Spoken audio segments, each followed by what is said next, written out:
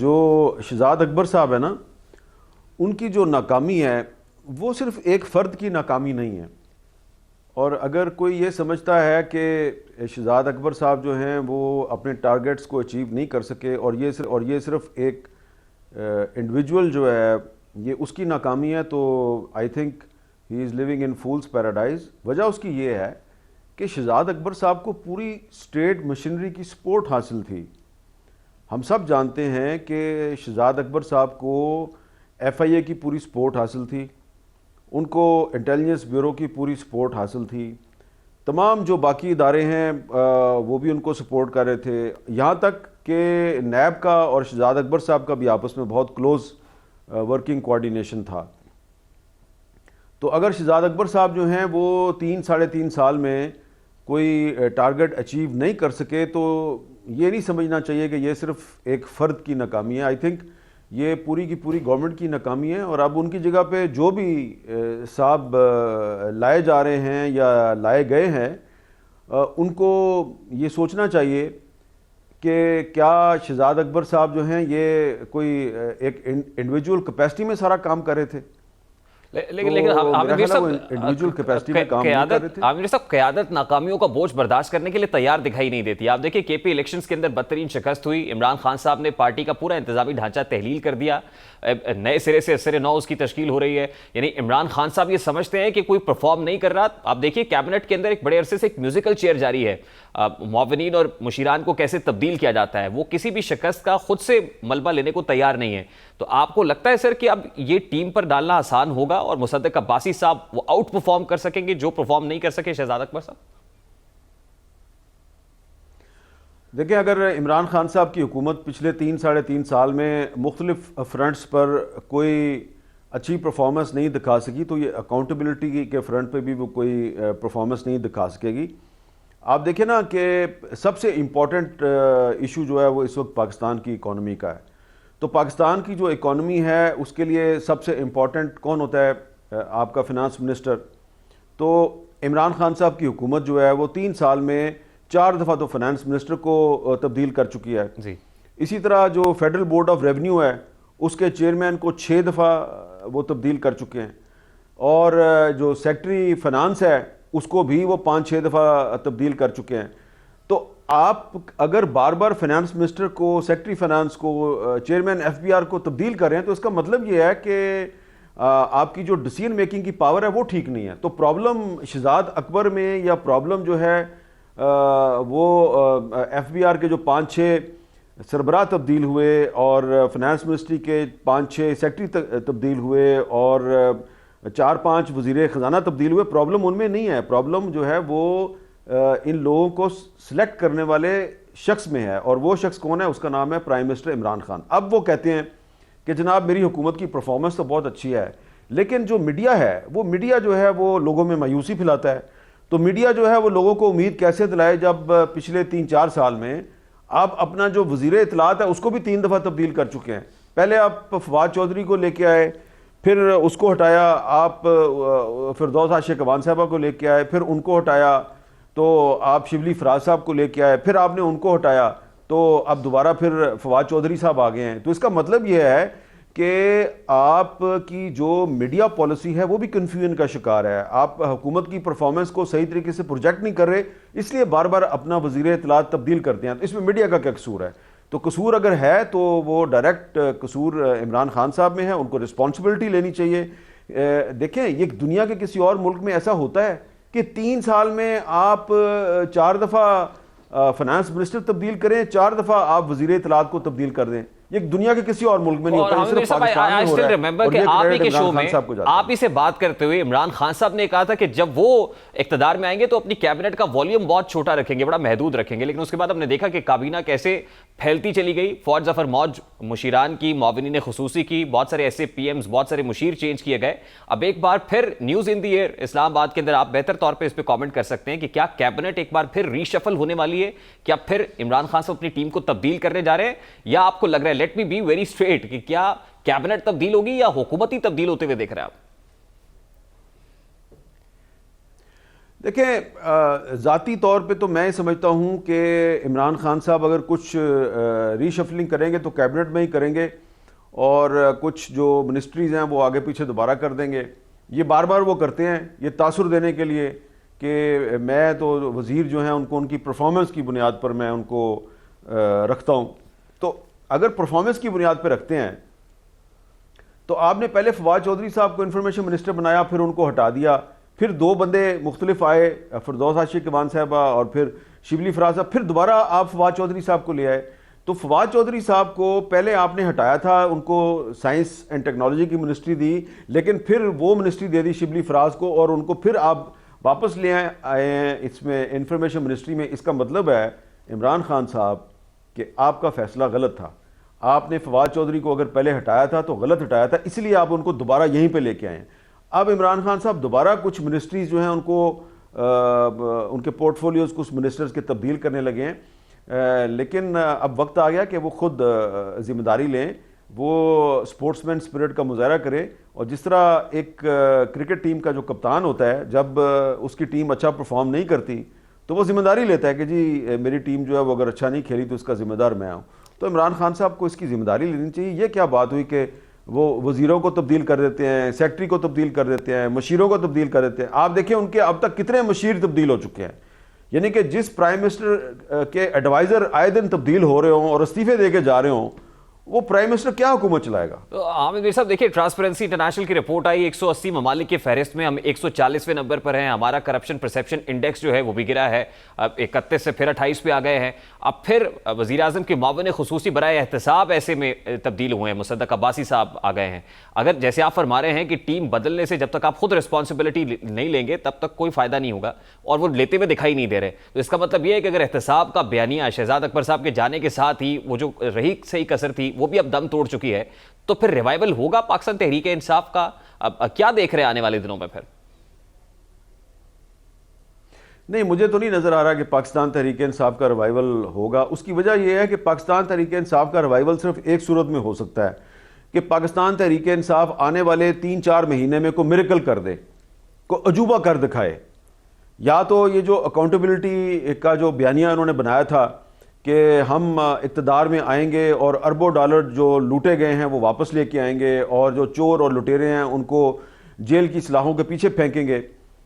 انہوں نے صرف اور صرف جو اپوزیشن تھی اس کو ٹارگٹ کیا، اور اپوزیشن کے بہت سے رہنما جو ہیں ان کو جیل کے پیچھے پھینکا.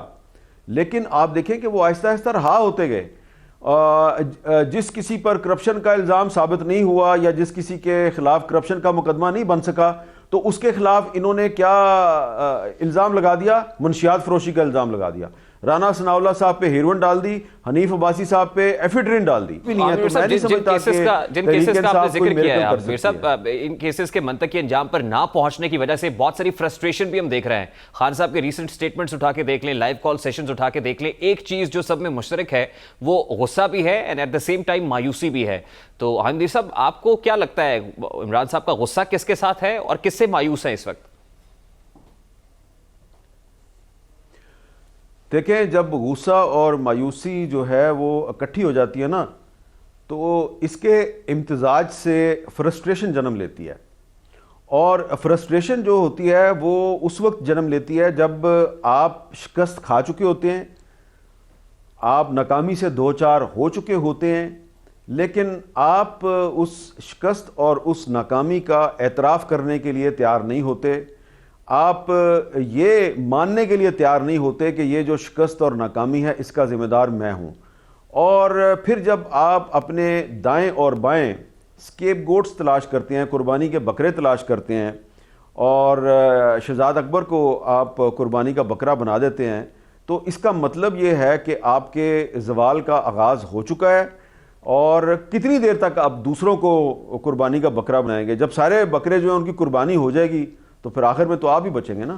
یعنی وہ آپ اس محاورے کی طرف اشارہ کر رہے ہیں کہ بکرے کی ماں کب تک خیر منائے گی. آج سر وفاقی وزیر داخلہ شیخ رشید صاحب نے پھر کہا کہ اسٹیبلشمنٹ اور ہماری حکومت، یہ ان کی لائن و لینتھ، ایگزیکٹ جو ورڈز ہیں ٹو بی پریسائز، لائن و لینتھ سیم ہے. کبھی وہ کہتے ہیں کہ ہاتھ ہے ہمارے سر پر، کبھی وہ کہتے ہیں مثالی تعلقات ہے، کبھی وہ کہتے ہیں لائن و لینتھ سیم ہے.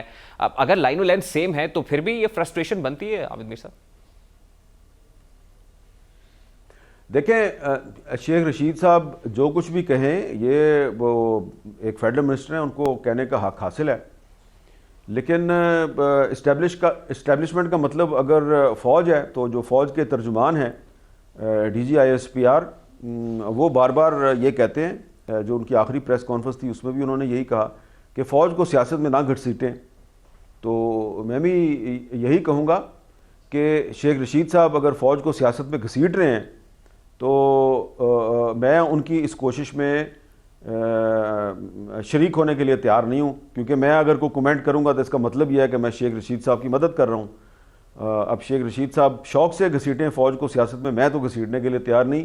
میں تو جو فوج کا ترجمان کہہ رہا ہے کہ جی فوج سیاست میں مداخلت نہیں کر رہی، میں تو ان پہ اعتبار کروں گا، میں شیخ رشید پہ تو اعتبار نہیں کروں گا. تو پھر شاید عامر میر صاحب اس طرح کے سٹیٹمنٹس اس لیے دیے جاتے ہیں کہ اپنے لوگوں کو انٹیکٹ رکھا جا سکے، ان کو سگنلنگ ہو سکے، اپنے اتحادیوں کو بتایا جا سکے ہمارے مثالی تعلقات ہیں، ہم سیم پیج پر ہیں، آپ نے گھبرانا نہیں ہے.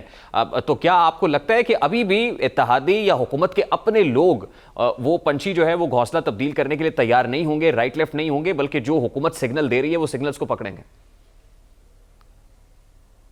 دیکھیں میں آپ کو ایک ذاتی واقعہ بتاتا ہوں جو خود میرے ذاتی علم میں ہے، اور مجھے یہ واقعہ پاکستان تحریک انصاف کے ایک بہت معتبر لیڈر نے بتایا جن کا تعلق خیبر پختونخوا کے ہزارہ ڈویژن سے ہے. وہ مجھے یہ بتا رہے تھے کہ کچھ دن پہلے جو خیبر پختونخوا میں بلدیاتی انتخابات کا جو سیکنڈ راؤنڈ ہونا ہے اس کے لیے ٹکٹوں کا فیصلہ ہونا تھا، تو ہزارہ ڈویژن کا ایک اجلاس ہوا. تو اس اجلاس میں انہوں نے نوٹس کیا کہ کچھ امیدوار جنہوں نے تحریک انصاف کے ٹکٹ لینے پر پہلے آمادگی ظاہر کر دی تھی وہ اب کچھ ریلکٹنٹ ہیں اور وہ تحریک انصاف کے ٹکٹ پر الیکشن لڑنے کے لیے تیار نہیں ہیں. تو انہوں نے ایک امیدوار صاحب جو ہیں جنہوں نے پہلے کمٹمنٹ دی تھی کہ میں PTI کے ٹکٹ پہ الیکشن لڑوں گا اور اب وہ کہہ رہے ہیں کہ میں نہیں لڑوں گا، تو ان سے کہا کہ بھئی پہلے تو آپ نے یہ ہم سے وعدہ کیا تھا PTI کے ٹکٹ پہ الیکشن لڑنے کا، تو اب آپ کیوں بھاگ رہے ہیں؟ تو انہوں نے کہا جی کہ وہ لگتا یہ ہے کہ PTI کے ٹکٹ پہ جیتنا بہت مشکل ہے، تو یہ میں نے والد صاحب سے بھی مشورہ کیا، تو والد صاحب نے بھی مجھے یہی مشورہ دیا. تو وہ جو اجلاس میں جو سینئر لیڈر بیٹھے ہوئے تھے انہوں نے کہا اچھا اپنے والد صاحب سے ہماری بات کراؤ فون پہ. تو اس نے والد صاحب کو کال ملا دی، تو انہوں نے کہا اسپیکر فون آن کرو. اب والد صاحب کو نہیں پتا کہ اسپیکر فون آن ہو چکا ہے. تو وہ برخوردار نے والد صاحب کو کہا جی کہ میں یہ اجلاس میں بیٹھا ہوں، تو وہ یہ کہہ رہے ہیں کہ جی آپ ہر صورت میں PTI کے ٹکٹ کا الیکشن لڑیں، اور انہوں نے مجھے آفر کیا ہے کہ اگر آپ PTI کے ٹکٹ پہ الیکشن لڑیں گے تو ہم پھر آپ کی عمران خان سے آپ کی بھی ملاقات کرائیں گے اور آپ کے والد صاحب سے بھی ملاقات کرائیں گے. تو بتائیں میرے لیے کیا حکم ہے آپ کا؟ اب والد صاحب بیچاروں کو پتہ نہیں تھا اسپیکر فون آن ہے.